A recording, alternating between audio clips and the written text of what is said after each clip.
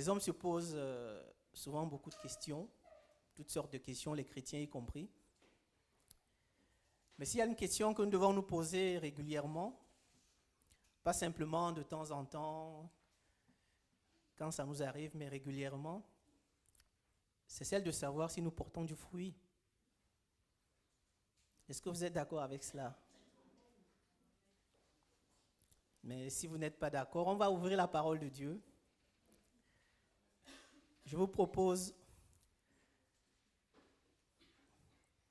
de lire avec moi dans l'évangile de Luc au chapitre 13. Nous allons faire 2 lectures ce matin. Nous allons commencer par l'évangile de Luc au chapitre 13, du verset 6 au verset 9.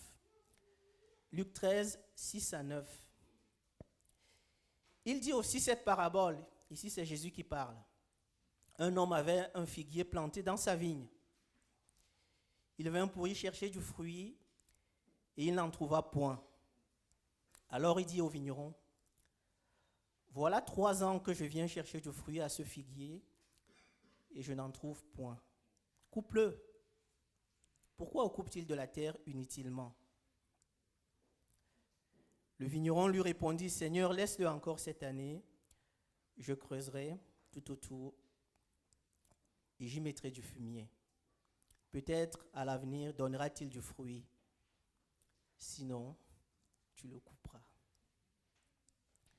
Nous allons faire une deuxième lecture dans l'évangile de Jean au chapitre 15, versets 1 à 5. « Je suis le vrai cep et mon Père est le vigneron. Tout sarment qui est en moi et qui ne porte pas de fruits, il le retranche.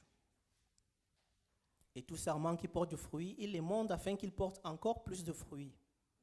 Déjà vous êtes purs à cause de la parole que je vous ai annoncée. Demeurez en moi et je demeurerai en vous. Comme le sarment ne peut de lui-même porter du fruit s'il ne demeure attaché au cep, ainsi vous ne pouvez pas non plus si vous ne demeurez en moi. Je suis le cep, vous êtes les sarments. Celui qui demeure en moi et en qui je demeure porte beaucoup de fruits, car sans moi, vous ne pouvez rien faire. » Nous allons prier. Prier avant la parole de Dieu n'est pas juste quelque chose de bien, de spirituel. Nous prions pour que Dieu ouvre notre entendement. Jésus parlait souvent et disait au public que ceux qui ont des oreilles pour entendre, entendre. Tous ceux qui l'écoutaient avaient des oreilles, mais certains avaient des oreilles, mais n'entendaient pas. Donc quand nous allons prier, priez pour que Dieu ouvre votre entendement pour recevoir sa parole. Moi, je prie pour que je puisse apporter sa parole avec fidélité. Vous priez pour que Dieu puisse vous parler ce matin. Seigneur, je veux te remettre ce moment. Je te demande de bénir ton Église, Seigneur, afin que ta parole puisse nous faire du bien et faire son œuvre pour ce que tu as promis ce matin de faire. Je te le demande au nom de Jésus. Amen. Avant d'aller plus loin, j'aimerais tout de suite être clair sur ce dont nous allons parler. Parce que c'est vrai que très souvent, lorsqu'on évoque le sujet de porter du fruit, les chrétiens pensent tout de suite à l'évangélisation. Même s'il y a un lien indirect avec cela, je trouve que le raccourci qui est fait est souvent trop rapide. Et c'est peut-être pour cela que l'évangélisation patine, parce que parfois nous mettons la charrue avant les bœufs. Dans ce que nous avons lu ici, Jésus dit à ses disciples, donc quelque part à nous aussi, vous êtes les sarments. Je suis le cep, mais vous êtes les sarments. Dites-moi, c'est quoi le fruit de la vigne?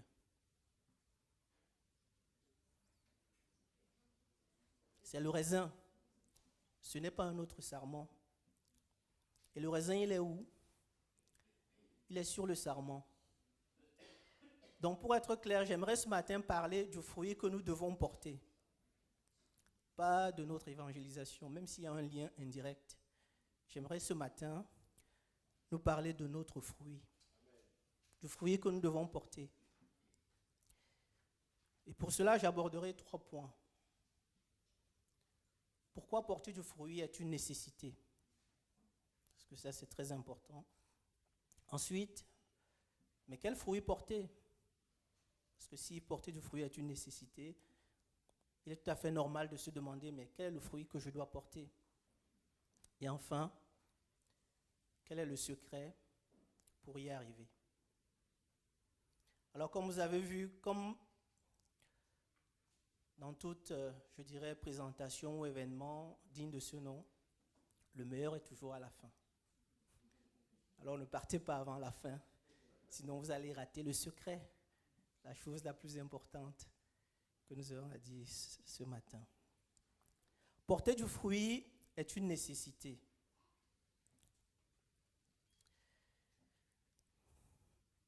L'expliquer est parfois difficile, mais je dirais une image parle souvent beaucoup plus que des mots. Et je vais vous projeter une image. Est-ce que quelqu'un pourrait me dire qu'est-ce que c'est comme arbre?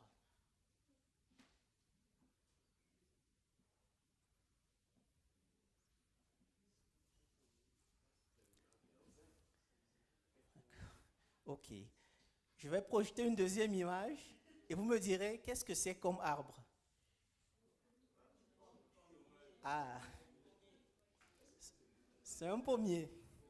D'accord. À gauche aussi, c'est un pommier. Mais personne ne peut le trouver aussi rapidement que ce qu'on a à droite. C'est à gauche, l'image à gauche, ces feuilles que nous voyons, c'est aussi un pommier. Mais à droite, nous l'avons trouvé rapidement. Pourquoi? Parce que nous avons vu le fruit. Le premier rôle du fruit, c'est d'identifier l'arbre. Si je voulais utiliser une expression un peu scientifique, je dirais que le fruit a un rôle d'identification. La Bible dit avec des termes très simples, parce que Dieu parle à tous. Dans l'évangile de Luc, si vous regardez dans Luc, chapitre 6, au verset 44, Jésus dit que chaque arbre se reconnaît à son fruit. On ne cueille pas des figues sur des épines et l'on ne vendange pas des raisins sur des ronces. Chaque arbre se reconnaît à son fruit. Parce que ce n'est pas une affaire de spécialistes. S'il y avait eu un spécialiste peut-être au milieu de nous, un botaniste très futé qui a un œil avisé, il aurait regardé, il aurait peut-être dit « Ah oui, ça c'est un pommier ». Mais Dieu ne parle pas qu'aux connaisseurs. Dieu parle à nous tous. Et Dieu veut que les choses soient accessibles à tous. L'identification d'un arbre doit être à la portée de tous et elle doit être sans équivoque. Et pour cela, c'est un des rôles du fruit. Le fruit que nous portons va dire qui est-ce que nous sommes. C'est très important. Je le dis parce que lorsque nous regardons l'actualité dans notre pays, le débat sur la laïcité, par exemple, a frisé au simplisme. On s'est concentré sur ce qu'on a appelé les signes ostentatoires pour identifier la religion de tel ou de tel. On pourra en rire, honnêtement, si cela n'était pas sérieux et si cela ne conduisait pas parfois à des tensions, parfois à voter des lois. Imaginez qu'un jour je vienne ici un matin à l'église avec mon boubou Aoussa, parce que je viens d'un pays où une partie de la population est musulmane. Donc au-delà de l'aspect, je dirais religieux, il y a un aspect culturel. Ils ont des tenues, d'ailleurs qui sont parfois très jolies, et j'en ai une. Donc imaginez que j'arrive ici un jour à Fondari avec ma tenue à Oussa, vous allez dire que je suis musulman. En tout cas, si vous le dites, vous aurez tout faux.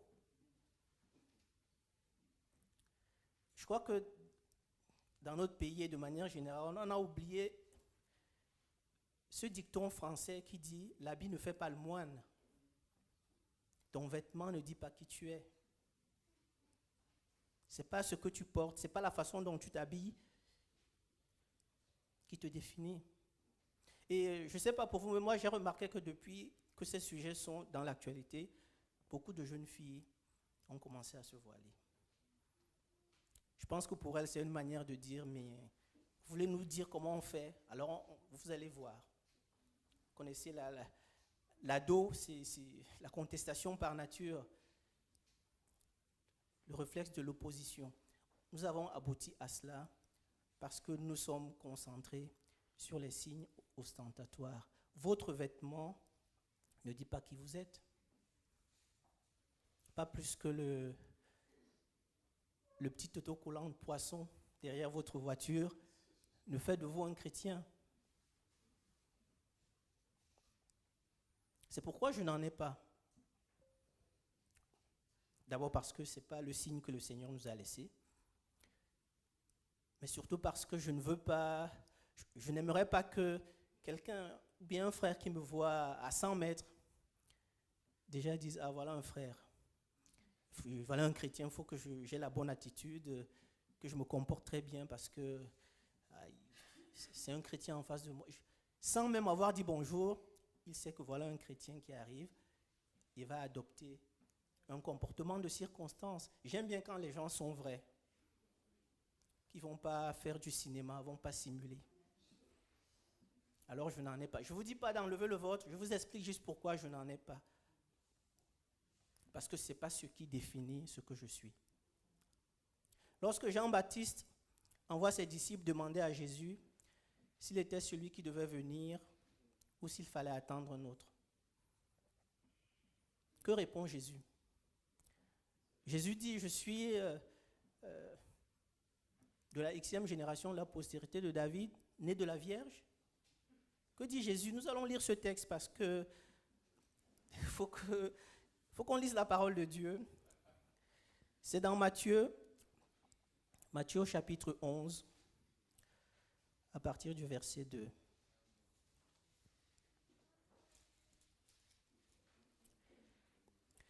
Il est dit, Jean ayant entendu parler dans sa prison des œuvres du Christ, lui fit dire par ses disciples, « Es-tu celui qui doit venir ou devons-nous attendre un autre ?» Jésus leur répondit, « Allez rapporter à Jean ce que vous entendez et ce que vous voyez. Les aveugles voient, les boiteux marchent, les lépreux sont purifiés, les sourds entendent, les morts ressuscitent, et la bonne parole est annoncée aux pauvres. » Jésus n'a pas donné sa descendance. Il a dit, allez dire à Jean ce que vous voyez. Allez dire à Jean les fruits, ce que vous voyez, le résultat du travail.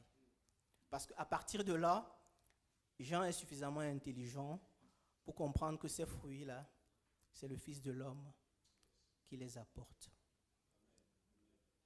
Le fruit est là pour nous identifier sans aucune ambiguïté. Comme pour l'arbre, le fruit va révéler notre identité. Parce qu'on ne cueille pas des raisins sur un pommier. En tout cas, jusqu'à ce que le nouveau monde revienne. Mais tant que nous sommes sur cette terre, Dieu a dit que le pommier va donner des pommes. La vigne va donner des raisins. Mais le rôle du fruit ne se limite pas qu'à nous identifier. Comme nous avons vu tout à l'heure, Jésus a dit, le bon fruit va venir d'un bon arbre. Si vous lisez avec moi dans le livre de Matthieu, juste après Matthieu au chapitre 11, vous allez lire Matthieu au chapitre 12, versets 33 à 35. Matthieu 12, 33, 35. Que dit ce texte?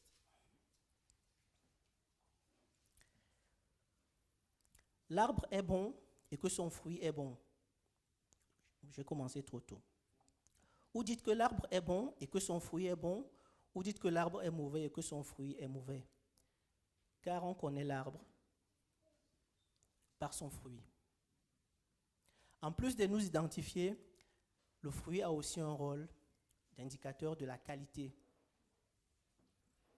Le fruit va dire, voici un pommier, voici une vigne, mais le fruit va aussi permettre de dire, ah, voici une bonne vigne, voici un bon raisin. Dans le prophète Ésaïe, c'est le Seigneur qui va parler, Ésaïe 5, je vais lire pour vous. Ésaïe 5, 1, 3. Le Seigneur, c'est une poésie, mais qui est superbe. Le Seigneur dit, je chanterai à mon bien-aimé le cantique de mon bien-aimé sur sa vigne. Mon bien-aimé avait une vigne sur un coteau fertile. Il en remua le sol, ôta les pierres et y mit un plant délicieux. Il bâtit une tour au milieu d'elle et y creusa aussi une cuve. Puis il espéra qu'elle produirait de bons raisins, mais elle en a produit de mauvais. Ici, c'est toujours de la vigne, c'est toujours du raisin, mais la Bible dit qu'il y en a du bon, qu'il y en a du mauvais. Comment on le sait? On le sait à partir du fruit. Dans l'évangile de Luc, au chapitre 6, Luc 6, 43-45, il est dit, ce n'est pas un bon arbre qui porte du mauvais fruit, ni un mauvais arbre qui porte du bon fruit, car chaque arbre se connaît à son fruit. On ne cueille pas des figues sur des épines, et l'on ne vendange pas des raisins sur des ronces. Écoutez, l'homme bon tire de bonnes choses de son bon trésor, du bon trésor de son cœur, et le méchant tire de mauvaises choses de son mauvais trésor. Car c'est de l'abondance du cœur que la bouche parle. Jésus dit, le fruit que nous allons produire va dire qui est-ce que nous sommes, quelle est notre qualité. C'est ce que les gens vont voir, c'est ce que les gens vont retenir. Alors le fruit, non seulement le fruit nous identifie, mais le fruit dit en réalité qui nous sommes. Le fruit est en fait le seul révélateur crédible de qui nous sommes réellement. Si les gens veulent vous connaître, ils vont regarder les fruits que vous produisez. Vous allez peut-être leur raconter une histoire, vous allez peut-être baratiner, mais ils vont être sensibles à ce que vous produisez. C'est ce qui va les marquer. C'est ce qui va les interpeller. C'est ce qui va les permettre de vous mettre dans une case ou pas. Parce que le fruit a ce rôle-là. Alors nous pouvons nous poser la question, mais quel est le fruit que nous devons porter? Si le fruit est si important, quel est le fruit que nous devons porter? Parce que j'aimerais clarifier une chose. Le fruit n'est pas à l'origine de l'arbre. Ce n'est pas le fruit qui a donné naissance à l'arbre. Dans la Genèse, si on peut lire dans la Genèse, lorsque Dieu créa le ciel et la terre, Genèse 1 au chapitre 11, Genèse 1, verset 11. Qu'est-ce que nous lisons?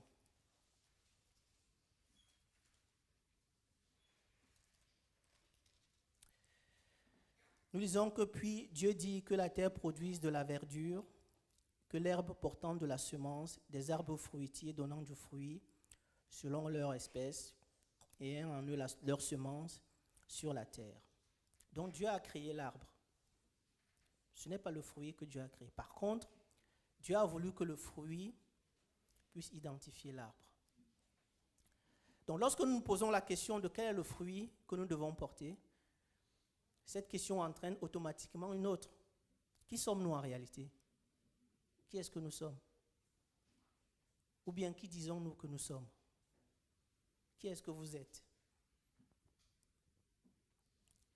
Parce qu'en fonction de ce que vous dites ce que vous êtes, vous attendez à porter du fruit correspondant à ce que vous êtes.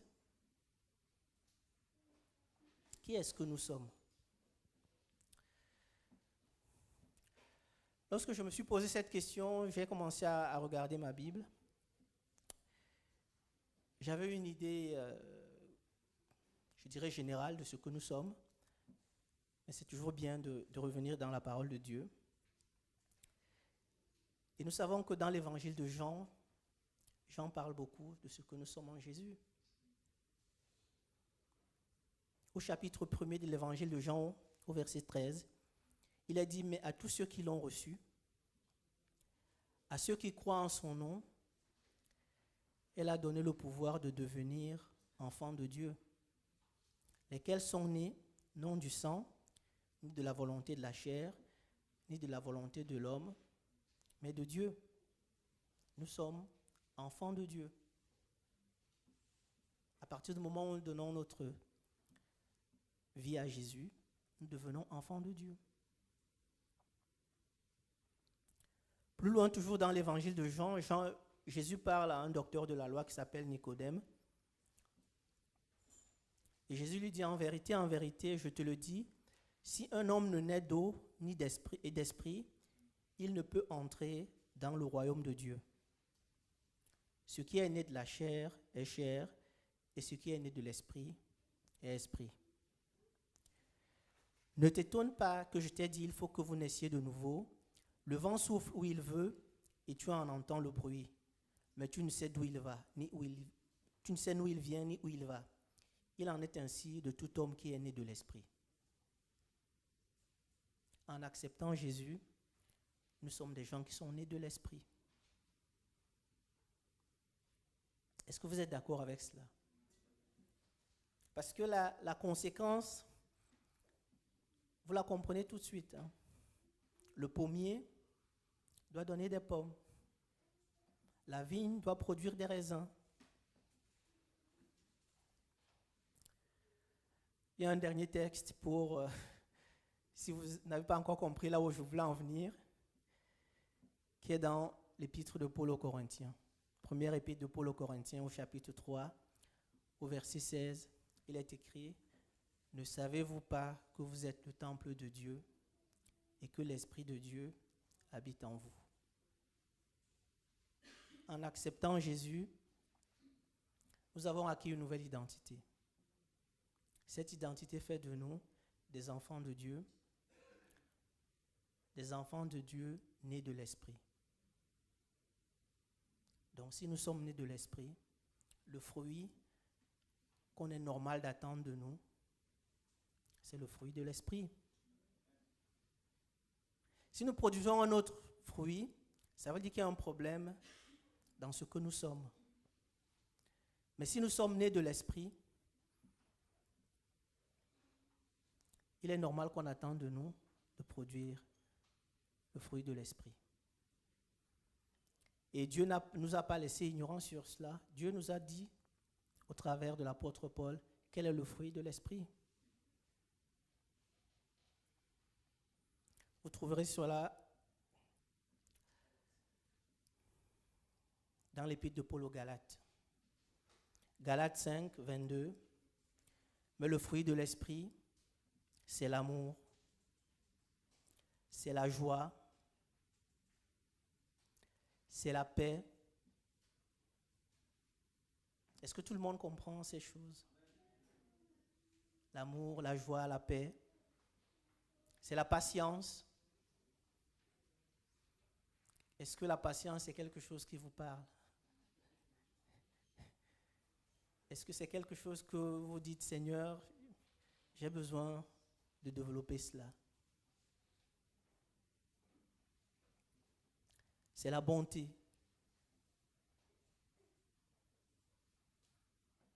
La bénignité. La bénignité, c'est un terme qui a la même racine que bénin. Quelque chose de bénin, c'est quelque chose qui qu'on peut dire inoffensif, qui ne fait pas de mal? Est-ce que c'est un fruit qu'on développe quand les gens nous rencontrent? Disent ce type-là, c'est une crème. C'est la fidélité. Est-ce que les gens disent on peut compter sur lui? C'est quelqu'un de fidèle en amitié.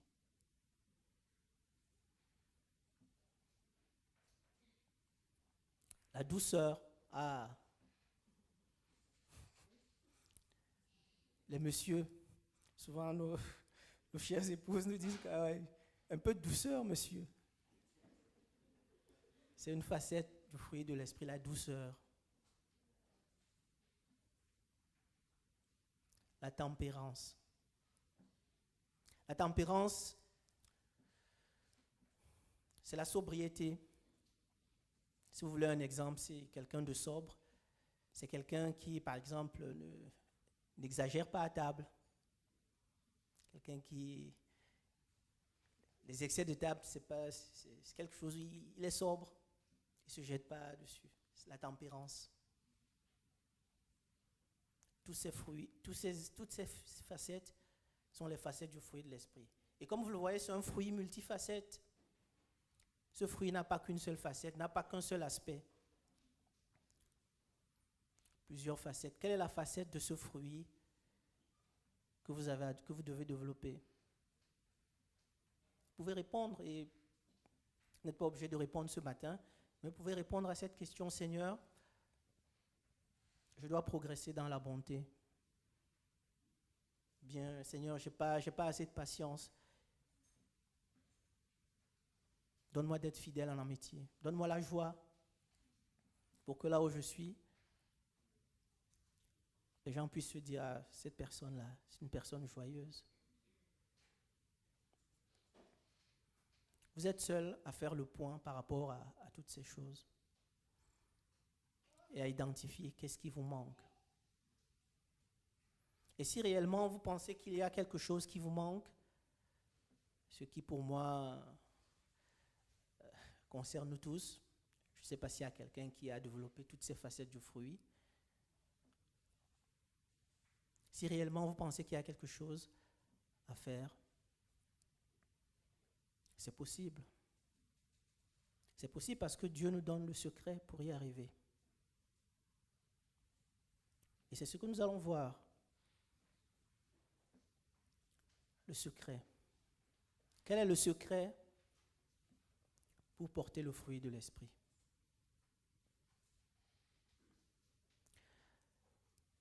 Le secret, mais il est dans ce que nous avons lu. C'est Jésus qui nous le donne.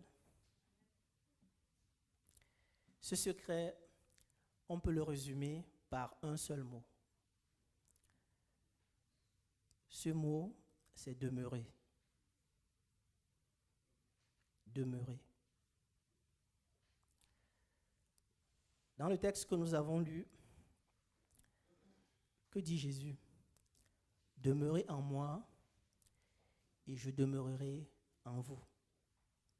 Comme le sarment ne peut de lui-même porter du fruit s'il ne demeure attaché au cep, ainsi vous ne le pouvez non plus si vous ne demeurez pas en moi. Le secret, il est de demeurer en Jésus. Jésus le dit parce que pour le sarment n'a pas le choix. Le sarment, il est attaché au cep. Mais nous sommes des hommes libres. Dieu nous a donné la liberté de choix. C'est pour cela que Jésus recommande à ses disciples de demeurer en lui. Jésus sait très bien qu'il ne peut pas les forcer, mais il a dit: si vous voulez porter du fruit, demeurez en moi. Et demeurer en Jésus, c'est quelque chose d'assez simple. Nous n'avons pas lu tout le texte, mais nous allons voir, parce que lorsque vous commencez à regarder au chapitre 7, Jésus va en quelque sorte détailler sa pensée. Je vous invite à lire toujours l'évangile de Jean au chapitre 15.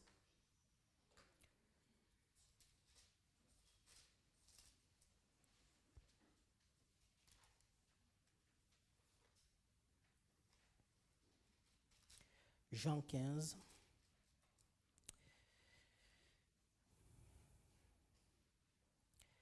On commence à lire au verset 7. Si vous demeurez en moi et que mes paroles demeurent en vous, demandez ce que vous voudrez et cela vous sera accordé. C'est un peu l'image de la foi, hein, mais c'est juste une parenthèse. Si vous portez beaucoup de fruits, c'est ainsi que mon Père sera glorifié et que vous serez mes disciples. Comme le Père m'a aimé, je vous ai aimé. Demeurez dans mon amour. Premier critère, pour demeurer en Christ, il faut demeurer dans son amour. Demeurer dans l'amour de Christ. Quand vous aimez quelqu'un, vous savez ce que vous faites. Demeurez dans mon amour. Je vous ai dit ces choses afin que ma joie soit en vous et que votre joie soit parfaite. C'est ici mon commandement. Aimez-vous les uns les autres comme je vous ai aimé. Vous pouvez lire jusqu'à la fin. Demeurer en Christ, c'est demeurer dans son amour. Demeurer en Christ, c'est demeurer dans ses commandements. Lorsque nous aimons quelqu'un, demeurons près de lui. Tout ce que nous faisons, c'est pour essayer de plaire à cette personne. Nous faisons attention à ce que cette personne dit. Si nous avons cette attitude, le fruit de l'esprit va se développer en nous. Si nous avons cette attitude, les fruits qui nous manquent, les facettes de ce fruit qui nous manque vont se développer. Parce que comme dit Christ, sans moi, vous ne pouvez rien faire. Si vous voulez porter du fruit, si vous voulez porter le fruit de l'esprit, pas n'importe quel fruit, si vous voulez porter du fruit de l'esprit, demeurez en Christ. C'est la clé. C'est le secret. Alors ce matin,